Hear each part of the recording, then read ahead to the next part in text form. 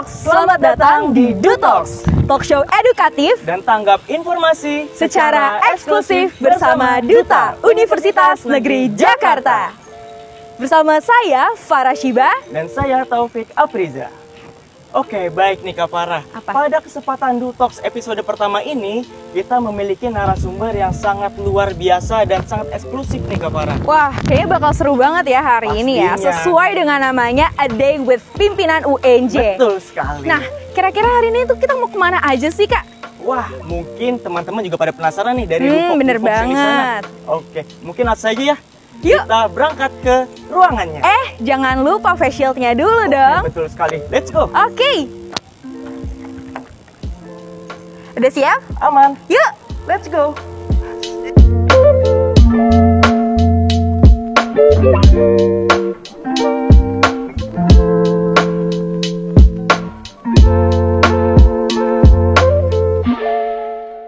Oke Dutalks, saat ini kami sudah berada di studio pusat belajar Gedung Ki Hajar Dewantara, Universitas Negeri Jakarta, Kampus Rawamangun. Dan di tengah-tengah kita juga sudah berada narasumber kita yang pastinya teman-teman sudah tahu nih, yaitu Bapak Rektor Universitas Negeri Jakarta, Bapak Profesor Dr. Komarudin MSI. Terima kasih banyak Bapak atas Sama-sama. Baik, sebelumnya bagaimana Bapak kabarnya Pak? Alhamdulillah baik, sehat walafiat. Alhamdulillah, semoga Bapak selalu dalam keadaan sehat Amin, dan juga amin. tetap semangat Pak. Amin, insyaallah. Oke, baik Pak. Betul, jadi selama proses produksi video ini, seluruh kru yang bertugas telah melaksanakan vaksinasi sebanyak 2 kali dan juga seluruh tim produksi telah mengikuti protokol kesehatan yang berlaku. Betul sekali. Sebagaimana kita ketahui Pak, Ya, di sekarang ini sudah masuk ke tahun baru ya, tahun 2022. ya.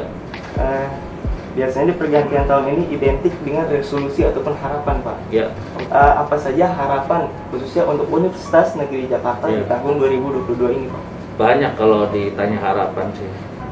Tapi yang jelas semua harapan itu ingin menjulangkan UNJ untuk mencapai visi sebagai universitas bereputasi di kawasan Asia sesuai dengan statuta kita yang masih kita gunakan sekarang. Nah, salah satu harapan yang ingin segera dicapai adalah perubahan status UNJ dari PTN BLU menjadi PTN BH.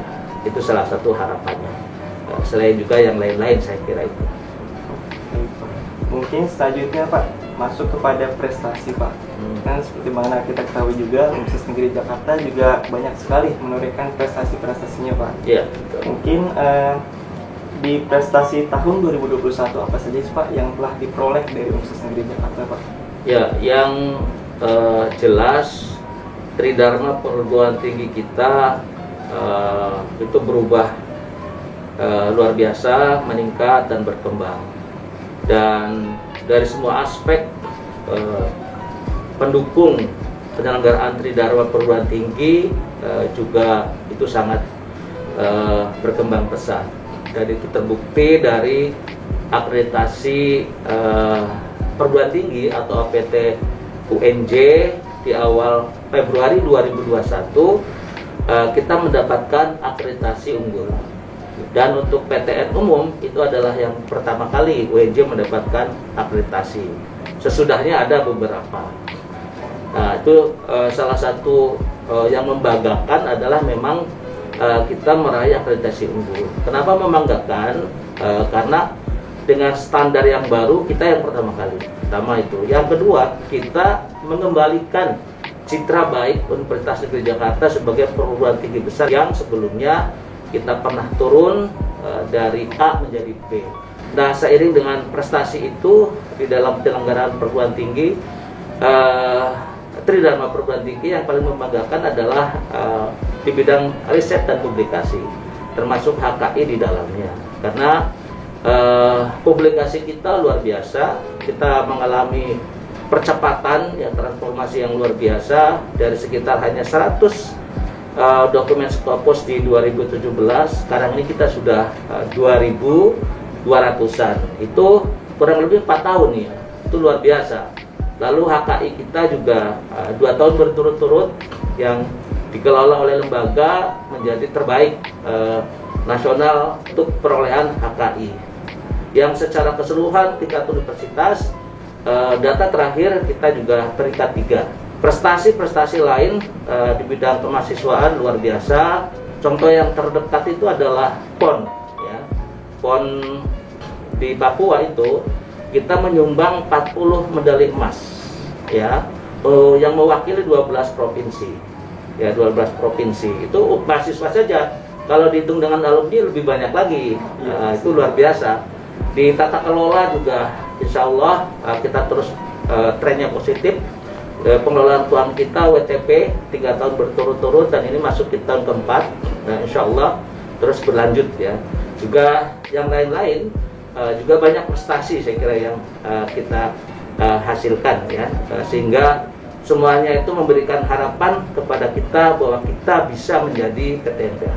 Gitu. Terima kasih banyak Pak. Berarti banyak sekali ya Pak terkait prestasi maupun di akademik maupun di non akademik juga. Iya betul di Jakarta. Begini Pak, perihal terkait PTNBH ya Pak, mungkin kita akan mengulik lebih lanjut nih terkait PTNBH untuk Universitas Negeri Jakarta. Jadi sebelumnya Pak Komar telah menyinggung tentang upaya UNJ untuk menjadi PTNBH. Nah, Pak Komar mohon izin sebelumnya sebenarnya apa yang memotivasi UNJ untuk ingin menaikkan status menjadi PTNBH? Pertama, UNJ ini berasal dari IKIP. Nah, IKIP Jakarta itu menjadi LPTK terbaik, pernah menjadi LPTK terbaik di Indonesia. Dalam perkembangannya kita masuk kategori perguruan tinggi besar saat itu. Selain perguruan tinggi yang sudah sangat terkenal, nah kita juga mencuat ke atas saat itu. Sehingga pengalaman sejarah ini tentu mendorong kita untuk kembali menjadi perguruan tinggi besar. Yang kedua, potensi yang dimiliki. Sebenarnya itu memberikan harapan untuk bisa menjadi perguruan tinggi besar. Baik itu SDM dan terutama aset ya. Aset fisik maksudnya, itu kita luar biasa, SDM-nya juga luar biasa, juga sumber-sumber ya, sumber-sumber pendapatan juga luar biasa, sehingga potensi-potensi termasuk tadi prestasi yang sudah kami sebutkan itu menunjukkan potensi besar yang dimiliki oleh UNJ, sehingga kami beranggapan sudah waktunya kita berubah menjadi PTNBH. Kita harus berkembang dan berubah segera menjadi PTNBH, kira-kira itu. Jadi salah satu motivasi yang mendorong Universitas Negeri Jakarta untuk menjadi PTNBH adalah dari sejarahnya, track record UNJ yang bagus, kemudian juga UNJ ini ingin menjadi universitas yang lebih baik lagi dan juga bereputasi di kawasan Asia dan mungkin nanti tingkat internasional ya Pak ya? Ya saya kira itu, dan upaya nanti menjadi PTNBH kan visinya juga kita harus disesuaikan. Sehingga ya reputasinya bukan hanya Asia tapi juga dunia gitu, bereputasi internasional. Amin. Pak, mungkin masih terkait PTNBH Pak. Ya. Langkah-langkah apa saja Pak yang sudah diupayakan Ya. dari Universitas Negeri Jakarta menuju status menjadi PTNBH? Ya, yang sudah disiapkan itu tentu upaya membangun komitmen awal. Dan itu sudah kita komunikasikan sekitar bulan-bulan September tahun lalu, dan semua pimpinan organ rektor bersepakat berkomitmen kita berubah menjadi PTNBH. Lalu kami juga komunikasi informal dengan pimpinan Senat, dan pimpinan Senat juga sangat mendukung upaya kita untuk menjadi PTNBH. Nah, setelah membangun komitmen awal ini, yang kami lakukan dengan upaya persiapan. Nah, upaya persiapan itu kami bentuk ya tim PTNBH itu di bulan Oktober tahun kemarin juga. Dan kami targetkan 2 bulan semua persyaratan dokumen harus diselesaikan. Nah, sejak itu maka kemudian tim bekerja untuk menyiapkan dokumen. Dan alhamdulillah 5 dokumen yang dipersyaratkan itu sudah selesai semua. Dan dalam proses penyiapan dokumen kami juga meminta BIMTEK ya, bimbingan teknis dari kementerian, khususnya melalui direktur kelembagaan. dan alhamdulillah atas bimbingan Prof. Cici yang sekarang menjadi sekretaris Dirjen Dikti, kita akhirnya menghasilkan 5 dokumen yang dipersyaratkan dan kita sudah unggah ke laman kementerian itu sekitar 22 Desember. Jadi sekarang kita tinggal menunggu proses yang di kementerian, dan mudah-mudahan semua proses itu berjalan lancar termasuk ke depannya. Berarti sudah ada langkah yang benar-benar realnya ya Pak? Ya, ada langkah yang kedua. Langkah yang kedua selain penyiapan tadi adalah ya sosialisasi, dan sosialisasi ini tidak hanya kepada anggota Senat tapi kepada semua sivitas, dan itu sudah kami lakukan baik semua pimpinan di semua level, dari tingkat universitas, fakultas, prodi, termasuk pimpinan kemahasiswaan. Itu kita sudah lakukan sosialisasi kedua seluruh warga itu ada dosen, ada tendik dan mahasiswa, semuanya bisa terlibat di dalam sosialisasi itu, dan alhamdulillah berjalan lancar dan tidak ada penolakan, tetapi permintaan ada di antara mereka supaya tidak membebani mahasiswa, UKT tidak naik dan sebagainya. Saya kira kita ikuti kebijakan saja, kebijakan pemerintah. Saya kira itu. Oke, baik Pak. Berarti benar-benar sudah serius sekali ya Pak untuk Universitas Negeri Jakarta menuju PTNBH. Iya. Sosialisasiannya juga sangat besar Pak ya. Mencakup seluruh warga masyarakat khususnya di Universitas Negeri Jakarta. Iya, seluruh ya. Masih terkait dengan PTNBH, Bapak, jadi sebagaimana yang kita ketahui, PTNBH ini kan merupakan perguruan tinggi negeri berbadan hukum. Nah, kemudian jika UNJ nanti berhasil menjadi PTNBH, kira-kira manfaat apa saja yang bisa didapatkan oleh UNJ secara institusi, kelembagaan, dan juga seluruh sivitas akademika dan warga UNJ? Iya, manfaat konkret yang dirasakan oleh sebuah universitas ketika menjadi PTNBH adalah fleksibilitas yang luas, karena diberikan otonomi baik itu akademik maupun keuangan. Dengan fleksibilitas yang luas ini maka ruang gerak kita menjadi lebih lebar, menjadi lebih leluasa, termasuk keleluasaan untuk kreativitas dan inovasi. Tentu kreativitas dan inovasi ini harus disesuaikan dengan peraturan perundang-undangan, karena kita tetap menjadi PTN, bagian dari pemerintah. Manfaat dari fleksibilitas ini, misalnya dari akademik ya, kita sekarang tidak perlu lagi meminta izin untuk pendirian program studi ke kementerian. Atas dasar pertimbangan, kebutuhan, dan kematangan dari kesiapan kita boleh mendirikan program studi. Tentu program studi yang dibutuhkan oleh masyarakat dan masa depan tentunya. Ya, oleh masyarakat sekarang realnya seperti apa dan ke depan seperti apa, itu harus menjadi pertimbangan. Kemudian juga keuangan. Dari sisi keuangan kita masih tetap mendapatkan anggaran atau APBN dari pemerintah, tapi yang PNBP kita bisa kelola penuh oleh kita. Ya, kita bisa kelola penuh oleh kita, tidak tergantung, tidak lagi ada pengaturan-pengaturan yang lebih ya mengikat kita untuk diikuti. Fleksibilitas atau otonomi di dalam pengelolaan keuangan itu lebih penuh diberikan kepada perguruan tinggi, dan kita dengan demikian maka termotivasi untuk mendapatkan pendapatan yang lebih. Kita perlu mencari sumber-sumber pendapatan yang lebih besar lagi, bukan hanya dari layanan pendidikan atau UKT orang menyebutnya, tapi juga dari pemanfaatan aset, dari inovasi yang kita miliki. Kita bisa kerjasama, kita bisa jual produk-produk inovasi kita dan sebagainya, sehingga diharapkan dengan pola seperti ini maka upaya menjadi besar itu bisa lebih leluasa, walaupun di situ memang diperlukan kemandirian pada diri kita. Nah, kemandirian yang utama itu adalah bagaimana kita siap untuk bisa survive, tidak bergantung pada anggaran negara, walaupun kita tetap masih butuh, tetapi semuanya survei dengan tata kelola yang baik, dengan sumber-sumber yang ada kita optimalkan dan bisa memberi ruang pada inovasi dan kreativitas baik dosen maupun mahasiswanya. Itu yang kita harapkan. Nah, dengan demikian kan termasuk di dalamnya dalam berusaha. Karena kita boleh punya PT, boleh punya perusahaan. Kalau waktu BLU nggak boleh, tapi setelah menjadi PTNBH boleh.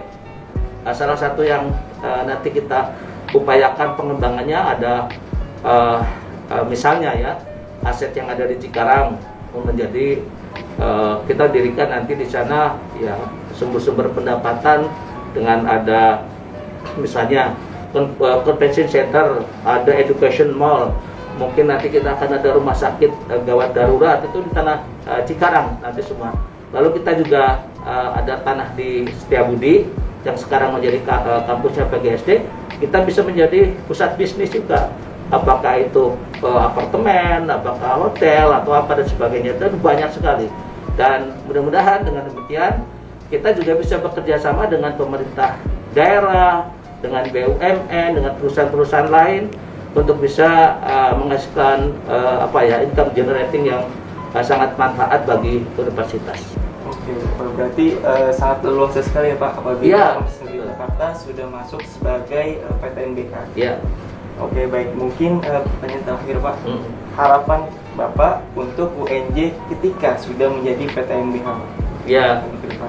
Ya, harapan saya sih jangan nunggu nanti setelah PTNBH, tapi juga dari sekarang harus sudah berubah. Mindset pertama ya, mental itu harus berubah. Kemudian budaya korporasi itu harus sudah mulai berubah. Ke depan itu harus kreatif, harus lebih bersemangat, harus lebih memiliki etos kerja dengan target-target yang ditentukan. Budaya korporasi kan begitu, jadi punya target, melaksanakannya penuh strategi, menggunakan sumber daya yang ada, dan kalau bisa terus mencapai melebihi target. Kalau targetnya terus meningkat, luar biasa itu. Nah, mindset dan mentalitas kita yaitu harus ke arah sana. Sekarang sudah ada SKP kan, sasaran kerja pegawai, tapi sekedar administratif. Tapi ke depan saya kira harus ada tagihan, ya, harus ada tagihan, harus ada evaluasi. Yang tidak memenuhi target, ya saya kira kita evaluasi apakah dia mau terus atau tidak, kira-kira begitu. Nah, untuk PNS, untuk yang PNS kan ada PNS juga, yang menduduki jabatan juga begitu, harus dievaluasi. Jadi pola tata kelola seperti ini saya kira harus berubah, bukan hanya nanti setelah jadi PTNBH, dari sekarang juga harus dia siapkan ke sana. Apalagi kalau sudah jadi PTNBH, saya kira berarti ada masa transisi 2-3 tahun, itu juga harus berubah, ya harus berubah semuanya. Kira-kira itu. Oke, betul. Berarti ya, harus sesuai dengan target ya Pak? Iya dong, kita kan punya cita-cita. Nah, cita-cita itu harus kita capai, ya. Visi harus kita capai. Bagaimana strateginya mencapai visi itu? Ya, semua potensi yang ada di UNJ ini harus dikembangkan. Termasuk di dalamnya adalah komitmen pimpinan. Para pimpinan itu harus punya komitmen bagaimana mencapai visi, mencapai target yang ditentukan, menggunakan semua sumber daya yang dimiliki. Saya kira itu. Oke, Pak. Terima kasih banyak Pak. Ya. Sebelumnya Pak. Jadi bisa disimpulkan mungkin untuk perubahan PTNBH bukan hanya sekedar status ya Pak, tapi ada juga perubahan keseluruhan dari struktur dan kultur. Jadi sistem dan mindset semuanya, mentalitas juga semua, termasuk nanti ujungnya pada budaya itu tadi. Oke. Terima kasih atas kesediaan Ya, waktunya, sama-sama Mas. Pada episode pertama The Talks ini, dan semoga UNJ mampu meraih status sebagai PTNBH dan juga menjadi universitas yang bereputasi tidak hanya di kawasan Asia namun juga di kawasan internasional. Oke, baik. Nah, mungkin sekarang langsung kita lanjut saja ya? Iya, betul banget. Karena di tempat yang berbeda ada teman kita yaitu Angga dan Reina yang sudah bersama narasumber kita yang kedua nih. Langsung aja yuk kita panggil. Hai Angga dan Reina. Terima kasih Taufik dan Farah. Tentunya Dufox di rumah pasti penasaran nih kira-kira siapa pimpinan Universitas Jakarta yang akan kita ajak bicara. Nah, buat yang penasaran, saksikan terus ya episode A Day with Pimpinan UNJ Part 2 di kanal YouTube dan jam yang sama. Sampai Sampai jumpa. jumpa.